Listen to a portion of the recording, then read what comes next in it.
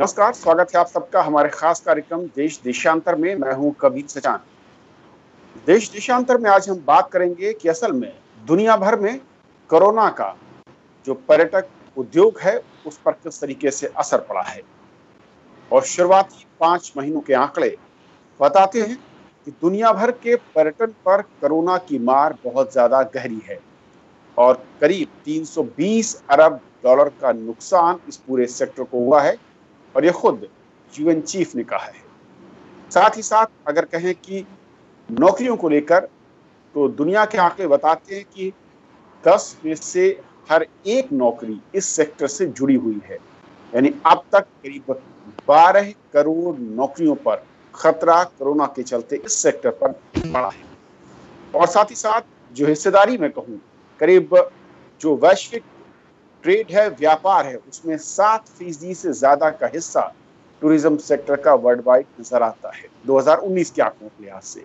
तो असल में कोरोना की मार कितनी गहरी है और भारत में इसका इम्पैक्ट, और अब कोरोना से जब धीरे धीरे बाहर आने का प्रयास कर रहे हैं, लॉकडाउन खुल रहे हैं, अनलॉकडाउन के बाद हम आगे बढ़ रहे हैं, क्या रास्ते और क्या चुनौतियां हैं दुनिया भर में और भारत में भी, इसको समझेंगे अपने 3 मेहमानों के जरिए।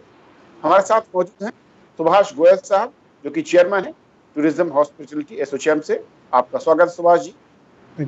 शुक्रिया। हमारे साथ विक्रम सिंह गौर हैं, farmer joint secretary state coordinator tourism NITI Aayog. Sir स्वागत है। आशीष गुप्ता हमारे साथ है, जो कि कंसल्टिंग सीईओ हैं फेथ से federation of association in Indian tourism and hospitality से। आपका स्वागत है आशीष। नमस्ते। शुरुआत में करना चाहूंगा विक्रम जी आपसे, किस तरीके से देखते हैं अब तक ओवरऑल, अगर दुनिया भर में मैं सिर्फ और सिर्फ टूरिज्म सेक्टर की बात करूं, हॉस्पिटैलिटी सेक्टर की बात करूं, कोरोना का इम्पैक्ट, और जो यूएन चीफ ने कहा कि 320 जो है अरब डॉलर पर अब तक इसका नुकसान जो है वो नजर आ रहा है सीधे तौर पर, और इससे कोरिलेटेड जो बिजनेस हैं, धंधे हैं, वो अलग है। मेरा मानना है कि वस्तुतः टूरिज्म पर्यटन क्षेत्र ऐसा है जिसको कि सर्वाधिक नुकसान हुआ है इस कोरोना महामारी से। यदि हम विभिन्न सेक्टरों का अनुपात का अध्ययन करें तो सर्वाधिक नुकसान जो हुआ है और जो होने जा रहा है वो पर्यटन क्षेत्र ही है, क्योंकि पर्यटन एक ऐसी चीज है जो आदमी अपनी और मूलभूत आवश्यकताओं के अतिरिक्त जब वो मन से और हर कार्यों से जब फुर्सत में होता तब वो पर्यटन का उसका मन इच्छा करती है, तब वो समय जाता है। पर्यटन कह दें तो एक तरह से बेसिक आवश्यकता के अंदर वो नहीं काम करता है। विशेषकर हमारे भारत के अंतर्गत तो ये निश्चित रूप से ये एक उस समय की लेजर एक्टिविटी है कि हम जब दिमाग से फ्री है, घर में तनाव नहीं है, आर्थिक स्थिति भी समृद्ध है, तब हमारी इच्छा होती है चलो घूम के आया जाए। ऐसी स्थिति के अंतर्गत जो है आज हम जब देख रहे हैं तो पर्यटन जो है वो सबसे अंतिम प्रायोरिटी के ऊपर है, और इसके कारण से जो हमारे इस पर्यटन उद्योग पर जो इस महामारी का असर पड़ा है वो सर्वाधिक पड़ा है। मैं तो ऐसा सोचता हूँ कि पिछले शायद गत द्वितीय विश्व युद्ध के बाद में शायद इतना घातक प्रभाव किसी भी चीज से नहीं पड़ा हुआ पर्यटन जितना कि इस समय पे इस कोरोना महामारी से पड़ा है। चूंकि हमारे देश के अंतर्गत भी लगभग 10 से 15% लोगों जो है सीधे रूप से या इनडायरेक्टली पर्यटन क्षेत्र से जुड़े हुए हैं, चाहे वो टैक्सी ड्राइवर हों, चाहे वो होटल और रेस्टोरेंट्स के हों, या बड़े होटल ऑर्गेनाइज सेक्टर के हों। तो इन सब की जो अभी स्थिति चल रही है, अभी तक वो स्थिति बहुत ही भयावह है। जो सूचनाएं मिल रही हैं और जो स्थिति आंकड़े मिल रहे हैं उसको देख के सिर्फ दर्द होता है कि वाकई में स्थिति बहुत खतरनाक है और इस पर्यटन क्षेत्र को बहुत नुकसान हो रहा है। और इसको सुधरने में सब कुछ नॉर्मल रहा, सब कुछ जो जैसा लग रहा है प्रगति, मुझे नहीं लगता कि 2 से 3 साल तक स्थिति नॉर्मल हो पाएगी। तो उसका बहुत दूरगामी प्रभाव पड़ने जा रहा है और ये वाकई में पर्यटन उद्योग के लिए बहुत ही संवेदनशील समय और बहुत ही खतरनाक समय चल रहा है। आपने जो चीफ ने कहा है काफी कुछ सही कहा जी। दुनिया के बहुत सारे देश हैं, करीब मैं देख रहा था करीब 28 देश ऐसे हैं जिनकी पूरी की पूरी इकोनॉमी टूरिज्म के सहारे चलती है। हमारे देश में जो टूरिज्म का हिस्सा है ओवरऑल, मैं कहूँ कि रेवेन्यू में या फिर जीडीपी को लेकर, वो कितना है, और क्या भारत में भी वही इम्पैक्ट है जो दुनिया या यूरोपियन कंट्रियों में है, या उससे कहीं कुछ थोड़ा सा कम या ज्यादा? देखिए, पर्यटन का जो है भारत के अंतर्गत जो कंट्रीब्यूशन जो माना है, रफली जो आकलन है, वो है 12 से 13% का है। ये रोजगार के अंतर्गत भी और राजस्व के अंतर्गत भी। हमारे यहाँ पे जो 18-19 के जो आंकड़े हैं हमारे पास में, वो लगभग है कि 2.5 लाख करोड़ रुपए का राजस्व हमको पर्यटन से प्राप्त हुआ था। तो मेरा जो असेसमेंट है कि इस वर्ष जो 20-21 के अंतर्गत ये अधिकतम शायद 40% हो पाएगा, 60% का साफ नुकसान नजर आ रहा है कि ये किसी भी हालत के अंदर 1 लाख करोड़ रुपए से ज्यादा का राजस्व नहीं हो सकता है। जबकि अभी कहने को बहुत अनलॉकडाउन हम 4 की तरफ बढ़ रहे हैं, सभी राज्य सरकारें ने काफी कुछ अनलॉकडाउन कर दिया है, परंतु स्थिति जो अभी नजर आ रही है, मुझे नहीं लगता उसमें बहुत कुछ सुधार हुआ है और लोग अभी निकलना ही नहीं चाह रहे हैं। और लोग निकल भी रहे हैं तो वो ऑर्गेनाइज और ब्रांडेड होटल्स की तरफ नहीं जा रहे हैं, वो अनऑर्गेनाइज होम स्टे या रिमोट स्थानों की तरफ ज्यादा जाना पसंद कर रहे हैं, जहां उनको कम से कम भीड़ का सामना करना पड़े। तो इसका असर यह है कि ओवरऑल जो पर्यटन को जो नुकसान होने जा रहा है, मुझे लग रहा है कि 50 से 70% का कुछ भी नुकसान है इस साल होगा ही होगा। तो ये जो है सीधे रूप में जो नौकरियां लोगों की गई है, जो आज लोग घर पे बैठे हुए हैं, होटल के अंदर जहां 50 आदमी काम करते थे वहां 5 आदमी लग रहे हुए हैं, जहां पे टैक्सी वाले थे, टैक्सी वालों को महीने भर के अंदर जहां एवरी डे बुकिंग मिलती थी, वहां पे 2 से 4 दिन बुकिंग मिल रही है। तो ये स्थिति आ चुकी है। इस स्थिति के कारण जो है नुकसान बहुत ज्यादा हुआ है, इकोनॉमी को भी और लोगों को रोजगार को भी और राजस्व को भी, सभी नुकसान हुए हैं। और इसके अंदर अब ये समय है जिसमें राज्य सरकार को विशेष रूप से राज्य सरकारों को बहुत तेजी से आगे आना पड़ेगा, और ताकि मैं कदमों बताऊंगा कि असल में रास्ते क्या हैं और सरकारों को किन कदमों की जरूरत है, क्या विकल्प हो सकते हैं। लेकिन उससे पहले मैं थोड़ा सा और आशीष से समझना चाहूंगा कि भारत में जो टूरिज्म सेक्टर है और जो दुनिया भर में इम्पैक्ट है, अगर इसे कोरिलेट करें तो क्या ये जुड़ा हुआ है? क्योंकि टूरिज्म कहा जाता है कि कभी किसी खास रीजन में अगर कमजोर होता रहा है तो दूसरे रीजन उसकी भरपाई करते रहे। लेकिन कोविड एक ऐसा काल दिख रहा है, एक ऐसा पूरा का पूरा टाइम फ्रेम ये है जब एक साथ दुनिया भर में शायद सब जगह उसका इम्पैक्ट कमोबेश 19-20 ही नजर आ रहा है। कविंद्र, आपकी बात बिल्कुल ठीक है। इनफैक्ट आपने जो एक बहुत इम्पोर्टेंट बात कही कि सेकेंड वर्ल्ड वॉर के बाद आई थिंक 100 ईयर्स में पहली बार है जो टूरिज्म इंडस्ट्री ग्लोबली इतनी इम्पैक्ट हुई है। इनफैक्ट जो आपने एक और बात कही और आपका जो क्वेश्चन है उसी पे भी आंसर हो जाता है, तो 350 बिलियन डॉलर्स की जो बात यूएन ने कही है वो सिर्फ डायरेक्ट इम्पैक्ट है। उसका indirect impact goes up to almost 1.2 trillion dollars, और वो सिर्फ पहले के 4 महीने का, एक क्वार्टर का है। सिमिलरली इंडिया में भी कोरिलेशन इतना हाई है क्योंकि हमारे पास 28 बिलियन से 30 बिलियन डॉलर का टूरिज्म इनफ्लो बाहर से आता है।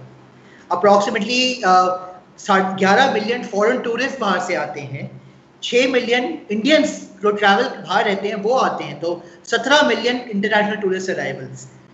उसके बाद अगर आप देखें इंडिया से जो लोग बाहर जाते हैं टूरिज्म के लिए, वो अप्रॉक्सीमेटली 28 मिलियन लोग हैं। और इन दोनों को कोरिलेट कर लो आप, तो ये पूरी इंडस्ट्री इनबाउंड और आउटबाउंड पूरी की पूरी बंद है, बिकॉज ग्लोबली टूरिज्म ना लोग आ पा रहे हैं ना जा पा रहे हैं। और इसका इम्पैक्ट जैसे अभी कहा गया कि अराउंड 10 से 12% है। अप्रॉक्सीमेटली 10 से 12% जीडीपी का साइज 20 लाख करोड़ का टूरिज्म का एस्टीमेट है जो इंडिया की इकोनॉमी को कंट्रीब्यूट करता है। इंडिया की इकोनॉमी अप्रॉक्सीमेटली 200 लाख करोड़ की है, टोटल इकोनॉमी का जीडीपी साइज। टूरिज्म का अप्रॉक्सीमेटली 20 लाख करोड़ का है, तो 10% के करीब हो गया। अराउंड 5 करोड़ इंडियंस एस्टिमेट किए जाते हैं, वो भी कंजर्वेटिव एस्टिमेट है, जो टूरिज्म में एम्प्लॉयड हैं, जिसमें से अराउंड 2.5 करोड़ के करीब और डायरेक्टली एम्प्लॉयड है। और जैसे आपने बिल्कुल ठीक कहा, जो टूरिज्म के चारों तरफ है पेरीमीटर पे, वो 2.5 से 3 करोड़ है, उससे भी ज्यादा हो सकते हैं। तो जब तक कोविड का इम्पैक्ट वैक्सीन के थ्रू नहीं होता है, हमें ऐसे जैसे आपने राइटली कहा, जो हम बाद में एड्रेस करेंगे, गवर्नमेंट के साथ मिल के हमें डिमांड और सप्लाई पे काम करना पड़ेगा जब तक वैक्सीन नहीं आएगी। नहीं तो सबसे बड़ी कैटास्ट्रोफी होगी, बिकॉज टूरिज्म शुरू टूरिज्म की शुरुआत होती है वो हमेशा लास्ट में होती है, क्योंकि लोग जब तक फील नहीं करेंगे सेफ, वो ट्रैवल ही नहीं करेंगे। और 1.2 ट्रिलियन डॉलर्स तो अभी ग्लोबल इकोनॉमी का है, डायरेक्ट और indirect, can go up to as high as 6 trillion dollars worldwide. और आप इंडिया का economic impact could be as high as, already 6 महीने हो गए हैं, अगले 4 महीने तक कोई विजिबिलिटी नहीं लग रही है, it could go as high as 75% of the 20 lakh crore of the GDP size of Indian tourism. Okay Shivraj sir, अगर हम इंडस्ट्री के लिहाज से देखें, एक बहुत बड़ा मैं कहूँ कि डेंट दिखता है। जिस तरीके से डिमांड एकदम से मैं कहूँ कि नीचे आ चुकी है, धरातल पर है मैं कह सकता हूँ, और जिस तरीके का सुरक्षा को लेकर एक सोच पब्लिक के बीच में है, और जो लॉकडाउन रहा है उसके चलते निकट हफ्तों में या महीनों में इसका वापस लौटना कितना आसान या कितना मुश्किल नजर आता है। और एसोचैम जैसी जो संस्थाएं हैं उनके आंकड़े क्या कहते हैं कि जो हिस्सेदारी है वो किस तरीके से अंतर्राष्ट्रीय मानकों से अगर हम कंपेयर करें वो कितनी कम या ज्यादा फिलहाल नुकसान के लिहाज से? देखिए, आप सबने स्टैटिस्टिक्स की बात करी, मुझे एक वो चीज़ याद आ रही है कि एक आदमी इंटेंसिव केयर यूनिट में पड़ा हुआ है और हम उस पर एक इंटेलेक्चुअल डिबेट कर रहे हैं कि इसका ब्लड प्रेशर इतना हो गया, इतने लोग इतने मरे इस डिजीज़ से, ये हुआ वो हुआ, पूरी हम उस पर एक इंटेलेक्चुअल जिम्नास्टिक्स कर रहे हैं, पर उसका इलाज कोई नहीं कर रहा। हमारी सबसे बड़ी समस्या इस देश की ये है कि हर आदमी इंटेलेक्चुअल वो करता है पर इलाज के बारे में नहीं कर रहा। दुनिया में हर देश ने छोटे छोटे देशों ने टूरिज़्म इंडस्ट्री को एक राहत दी है, क्योंकि 1 out of 10 जॉब्स नहीं, 1 out of every 9 jobs in India में is directly related to tourism and travel. इस टाइम कंडीशन ये है कि जो 50 मिलियन जॉब्स इस इंडस्ट्री में हैं और 38 मिलियन डायरेक्टली जो इफ़ेक्टेड है, उसके अलावा कम से कम 5-10 मिलियन लोग तो बिल्कुल बेरोज़गार हो गए हैं, भूखे मर रहे हैं। लोगों को किराए देने की वो नहीं है, कंपनियों के पास सैलरीज देने के लिए नहीं है। मेरे पास रोज़ छोटे छोटे ट्रैवल एजेंट्स, टूर ऑपरेटर्स के फ़ोन आ रहे हैं कि भैया कुछ करो कुछ करो करो। एक चीज़ मैं 2 चीज़ें अच्छी करता हूँ, एक तो हमारी टूरिज़्म मिनिस्ट्री ने और सिविल एविएशन मिनिस्ट्री ने मिलके क्वारंटाइन ख़त्म करा है कि अगर आपका नेगेटिव टेस्ट हो 96 आवर्स बिफोर, इसके लिए हमने चेंबर्स की तरफ से, और मैं फेथ का ऑनरी जनरल सेक्रेटरी हूँ, हमने भी उसकी तरफ से रिप्रेजेंटेशन दी मिनिस्ट्री को, हेल्थ मिनिस्ट्री को, होम मिनिस्ट्री को, सबको। तो वो मान गए कि 96 आवर्स अगर पहले नेगेटिव वैक्सीन है तो हम कोई क्वारंटाइन नहीं होगा। तो उससे थोड़ी सी ट्रैवलिंग में सहूलियत हुई। दूसरा जो अच्छी काम हुआ है, जो हम अभी हुआ नहीं पूरी तरीके से, हम रिक्वेस्ट कर रहे हैं कि हर स्टेट के अपने अलग क्वारंटाइन रूल हैं। अगर एक इंडिया की एक गवर्नमेंट है, 1 कंट्री 1 लॉ होना चाहिए, तो हमारी डिमांड ये है कि सारी स्टेट्स में सेम क्वारंटाइन लॉ होना चाहिए। अगर आपके पास नेगेटिव टेस्ट है तो there should be no quarantine. कई स्टेट्स में तो ये है, अगर आप बाई कार जाओगे तो आपको कोई क्वारंटाइन नहीं है, बाई एयर जाओगे तो क्वारंटाइन है। तो हमने इंडस्ट्री की तरफ से ये डिमांड करी है कि सेम रूल्स एंड रेगुलेशंस होने चाहिए। आज हमारे देश के चारों तरफ दुश्मन हैं। जब तक हम इकोनॉमिकली स्ट्रांग नहीं हो, टूरिज्म एक ऐसी इंडस्ट्री है जिसका एक मल्टीप्लायर इफेक्ट होता है इकोनॉमी में। मैं ये नहीं कह रहा कि जो 50 मिलियन जॉब्स इसमें हैं, पर हम मल्टीप्लायर इफेक्ट करते हैं कि अगर एक होटल खुलता है तो उसमें आपको बेल बॉय भी चाहिए, सब्जी बेचने वाला भी चाहिए, दूध सप्लाई करने वाला भी चाहिए, इलेक्ट्रिशियन भी चाहिए, एयर कंडीशनिंग इंजीनियर भी चाहिए, हैंडीक्राफ्ट वाला भी चाहिए, टैक्सी। तो एक जो चेन रिएक्शन है, उसके लिए टूरिज़्म इंडस्ट्री तो एक हार्ट है पूरी इकोनॉमी का। हम इस इंडस्ट्री के मार्फत इस देश की गरीबी हटा सकते हैं, इस देश की इकोनॉमी बढ़ा सकते हैं, और हम इस देश को दोबारा उस पर ला सकते हैं। तो जो हम स्टेप्स ले रहे हैं, ये स्टेप्स हमें थोड़े और रैपिड तरीके से लेने पड़ेंगे। हमें ट्रेन शुरू करनी पड़ेंगी। मैं ये नहीं कहता सारी ट्रेन शुरू करो, हमें कम से कम 5-6 train, north south east west, 10-15 ट्रेनें प्रॉपर सैनिटाइज करके, प्रॉपर सूट, हमें पूरी एक वॉर फुटिंग के अंदर हमें रिवाइव करना है। हमें ट्रेन शुरू करनी है, होटल शुरू हो गए हैं, हमें एयरलाइन शुरू करनी है, और हमें एक यूनिफॉर्म पॉलिसी रखनी है। और लास्ट में मैं ये कहना चाहूँगा कि देखिए, अभी रिस्ट्रिक्शन है माइस के लिए, जो अगर आप मीटिंग्स कॉन्फ्रेंसेस करना चाहते हैं, तो हमने डिमांड रखी है कि जिस तरीके से अयोध्या के इनॉग्रेशन में मोदी जी ने 500 आदमियों की सोशल डिस्टेंसिंग के साथ आउटडोर मीटिंग करी, तो जो हमारी माइस इंडस्ट्री है हमको भी अलाउ कर दिया जाए, होटल्स को 50% जो भी उनकी वो है उसमें अलाउ कर दिया जाए, तो हम सोशल डिस्टेंसिंग के साथ हम ये लड़ाई लड़ सकते हैं और जीत सकते हैं। अगले गेस्ट के पास जाना चाहूंगा। जिस तरीके से पूरा का पूरा विक्रम जी जो नजर आ रहा है इस वक्त हालात, उसमें स्टेट, क्योंकि हम जो बात कही गोयल साहब ने कि दुनिया के अलग देशों से भारत का कंपैरिजन मुश्किल है, क्योंकि यहाँ पे हर स्टेट की अपनी कंडीशनिंग अलग है, एनवायरनमेंट अलग है, टोपोग्राफी अलग है और पॉपुलेशन का रेशियो अलग है, और इसीलिए शायद यहाँ पर अलग अलग राज्यों में अलग अलग सिस्टम अभी हमने देखा है। हालांकि उसको एक करने की जरूरत है, लेकिन क्या जो बेसिक नॉर्म्स हैं, जिस तरीके का कंटिन्यूअस ये संक्रमण दिख रहा है अब तक दुनिया में फैला है, उसके साथ इस इंडस्ट्री का चैलेंज क्या है? क्या वो तमाम पैरामीटर को फॉलो करते हुए इंडस्ट्री को रीओपन कर सकते हैं? और दूसरा चैलेंज, एक तो इंडस्ट्री रीओपन का चैलेंज और दूसरा पब्लिक को या कस्टमर को इनवाइट करने का चैलेंज, उनको कंफर्टेबल बनाने का चैलेंज। देखो निश्चय कौशलेंद्र जी, ये जो गोयल साहब की जो व्यथा नजर आ रही है बहुत जेन्युइन है, बिकॉज वो उस इंडस्ट्री से जुड़े हुए हैं और ये जो कह रहे हैं वो बातें बिल्कुल सही हैं। परंतु ये जैसा आपने कहा कि जो हमारे देश की जो व्यवस्था है उसके अंतर्गत ये राज्य सरकारों की अपनी भूमिका है, उनके दायित्व हैं, और जैसा उनको कानूनन रूप से भी वो सशक्त है कि यदि उनको जैसी आवश्यकता महसूस होती है तो वो लागू कर सकते हैं नियम, ये निश्चित रूप से बात है। परंतु हाँ, ये समय आ गया है अब कम से कम कि केंद्र सरकार और राज्य सरकारें इस क्षेत्र को पहचाने, इस क्षेत्र की महत्ता को पहचाने, और महत्ता को पहचानते हुए और इस बीमारी के जो प्रति जो सावधानी बरतनी है, जो नॉर्म्स अडॉप्ट करने हैं, जो कि अन्य सभी राज्य कर रहे हैं या अन्य देश कर रहे हैं, उन सबको अडॉप्ट करते हुए जो बेस्ट सॉल्यूशन हो सकता है सबको अकोमोडेट करते हुए उसको लागू करने के लिए बहुत तेजी से और बहुत जल्दी कार्रवाई करने की आवश्यकता है। निश्चित रूप से इसमें कोई वो नहीं है, क्योंकि ये जिस तरह से कुछ जगह पर क्वारंटाइन के प्रोविजन थे, जैसा गोयल साहब ने कहा कि आप बाय एयर आ रहे हैं तो आप क्वारंटाइन के एनफोर्स हो जाएंगे, बाय रोड आ रहे हैं तो कोई पूछने वाला नहीं है, ये बात बिल्कुल व्यवहारिक बात है, बिल्कुल सच्चाई है ये वाली बात। परंतु क्योंकि बाय एयर से जो आता है उसे बहुत आसानी से लागू किया सकता है, उसका नाम पता, फोन सब पता है आपके पास में, आपने एक आदमी बैठाया उसको पूरे को कंट्रोल कर लिया आपने, पर रोड के ऊपर इतना संभव नहीं हो पाता है।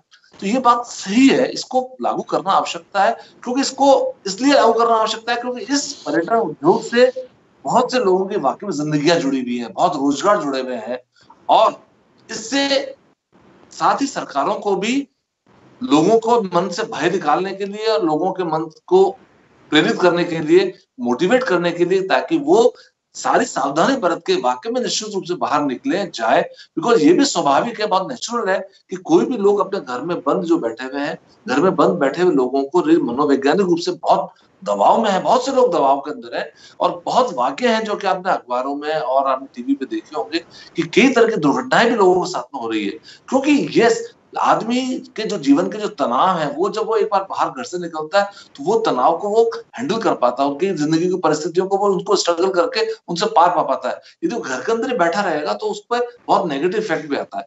तो इस सब की आवश्यकता और इसकी इंपॉर्टेंस को मैं भी इस बात से सहमत हूँ गोयल साहब की, कहा राज्य सरकार को, केंद्र सरकार को वाकई में उतनी प्राथमिकता के साथ में समझने की जरूरत है और बहुत तेजी से लागू करने की आवश्यकता है। प्रॉब्लम अभी तक जो है, पर जो कारण भी है कि ये भी समझ में आता है कि बीमारी जिस तरह से फैली है उसके रूप रंग नजर आ रहे हैं। वस्तुतः हुआ क्या, पहले हमने लॉकडाउन जब किया उस समय इतनी बीमारी नहीं थी, जो कि आज हम लॉकडाउन कर दिया तो उसका असर भी नजर आ रहा है कि इसके अंदर रोगी और हर जगह पे इन्फेक्शन की दर भी बढ़ रही है। ये बात भी सही है कि हमारे देश के अंतर्गत मृत्यु दर वाकई में बहुत कम है। तो ये सब मुद्दे हैं जिनको कि राज्य सरकारों को पर्यटन के दृष्टिकोण से विशेष रूप से बना के विज्ञापन के माध्यम से देश के अंदर और देश के बाहर भी अवेयर करते हुए, विज्ञापन बनाते हुए जो जो बॉटलनेक्स नजर आ रही है इनको, उन बॉटलनेक्स को एड्रेस करना बहुत जरूरी है और अगले एक माह में ही करना चाहिए, ताकि इस वित्तीय वर्ष का कम से कम आधा साल का समय है जिसके अंदर के तेजी से इसको रिवाइव कर सके, लोगों को रोजगार और एम्प्लॉयमेंट मिल सके। ये करने की आवश्यकता है और ऐसी बात में नहीं है। आज ही मैंने अखबार में पढ़ा कि आज कल शायद का ऐसा दिन था जब शायद लॉकडाउन के बाद पहली बार कल 1000 फ्लाइट्स ऑपरेट हुई देश के अंतर्गत। तो है, रिवाइव हो रहा है, लोग महसूस कर रहे हैं, पर अभी भी जो लोग ट्रेवल कर रहे हैं उसमें वो लोग हैं जिनको कि या तो अपने कार्यों के बढ़ते या परिवार के अंदर आवश्यकता के कारणवश या किसी और अपनी आवश्यकता के कारणवश जाना आना पड़ रहा है। अभी भी उसमें पर्यटन के दृष्टिकोण से ट्रेवल करने वाले लोगों का प्रतिशत कम है।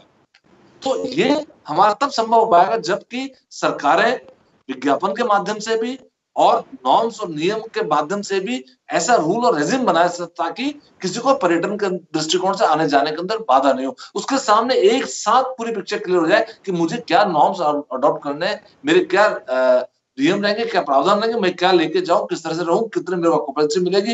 होटल्स को भी क्लियर रहे कि उनको किस तरीके से सैनिटाइज करना है, किस तरह का हाइजीन उनको प्रोवाइड करना है होटल्स गेस्ट को, सो दैट उनको भी मन में भय ना रहे कि कल को उनके यहाँ से कोई इन्फेक्शन लेके चला भी जाए तो उनके ऊपर कोई प्रतिकूल कानूनी कार्रवाई ना हो जाए। तो ये एक व्यवस्था है जिसको कि पूरी तरह स्ट्रक्चर को वाकई में बहुत तेजी से ताना बाना बुनना आवश्यक है। अन्यथा वाकई में जो लोग बेरोजगार हो रहे हैं, जो जॉब है, हम we are losing a great part of our economy. उसके अंदर इसमें कोई शक नहीं है कि हमको इसको बहुत तेजी से प्रायोरिटी पे एक्शन लेने की जरूरत है हमारी। और राज्य सरकारों को कॉन्फिडेंस में लेके केंद्र सरकार को बहुत प्रायोरिटी पे पैरेलल कार्रवाई अगले 1 से 2 महीने में करनी आवश्यक है ताकि जो भी बॉटलनेक्स है वो स्मूथ हो जाए, सभी स्टेट राज्य करीब करीब एक ही नॉर्म्स को अडॉप्ट करें। ये बहुत आवश्यकता है। सिर्फ जॉब स्किल डेवलपमेंट के जो जॉब्स हैं, एक तरफ तो हम गवर्नमेंट स्किल डेवलपमेंट में इतने खर्च कर रही है, ये जो स्किल्ड वर्कर्स हैं होटल में, टूरिज्म में, टूरिस्ट गाइड्स हैं, ट्रांसपोर्ट, ये जो स्किल्ड वर्कर्स हैं ये भी बेचारे बेरोज़गार हो रहे हैं।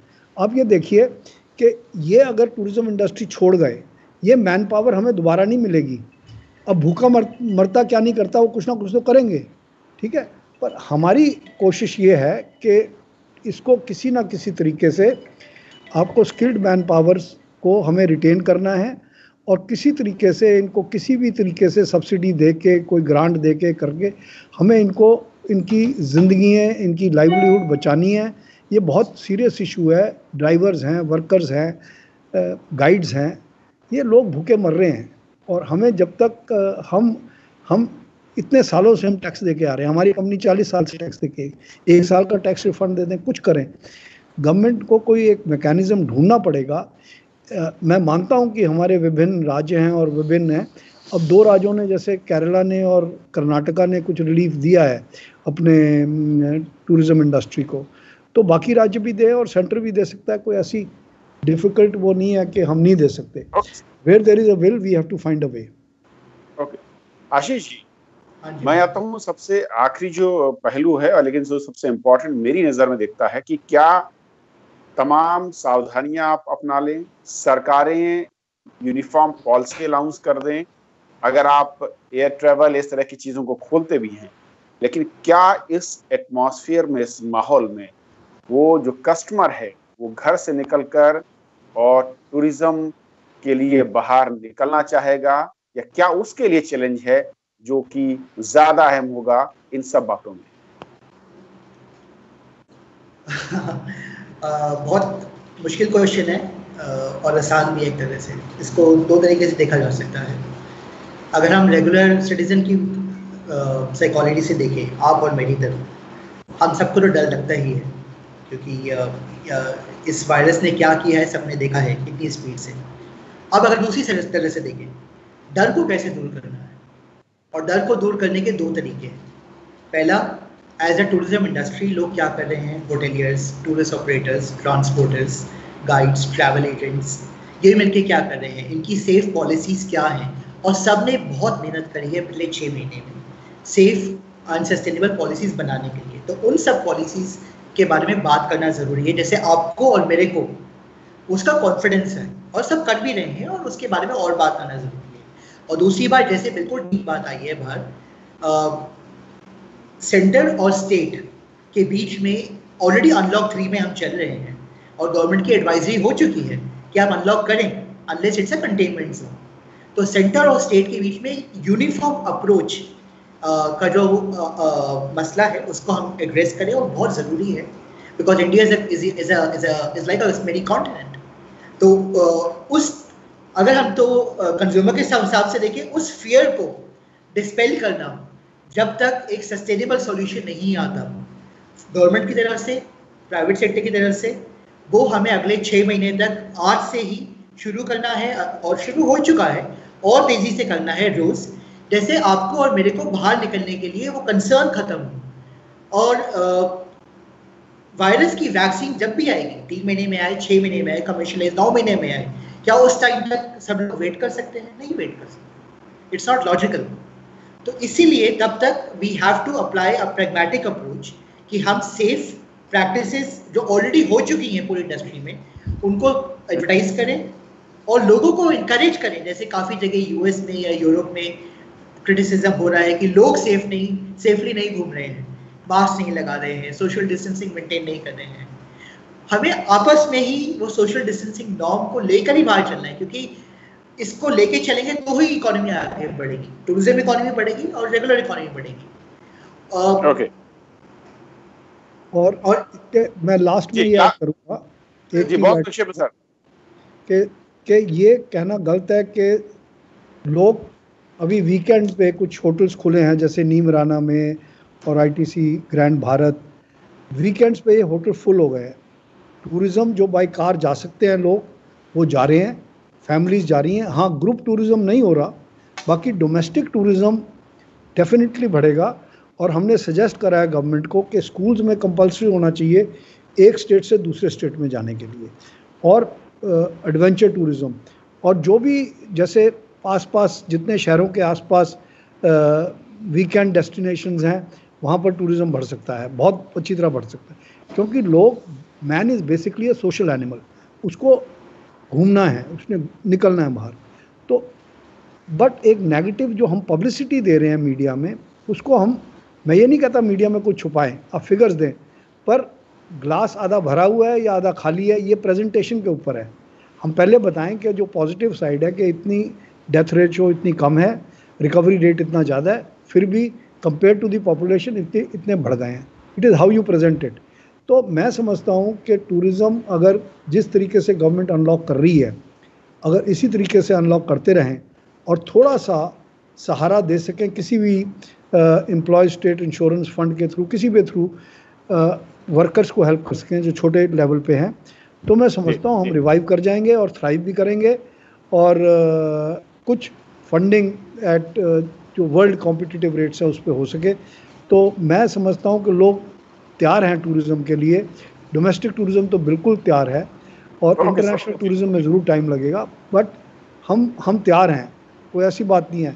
चलिए आशीष, बहुत संक्षेप में ये कह रहा था कि मिनिस्ट्री ऑफ टूरिज्म हमारे साथ मिलके बहुत फोकस से डिमांड और सप्लाई ड्राइवर्स के लिए सारी गवर्नमेंट मिनिस्ट्री से साथ बात कर रही है और स्टेट गवर्नमेंट के साथ बात कर रही है।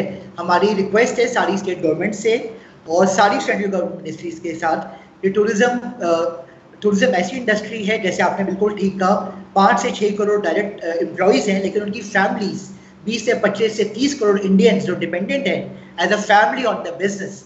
आई थिंक हमें बड़ी फास्ट बोथ डिमांड और सप्लाई पे काम करना पड़ेगा।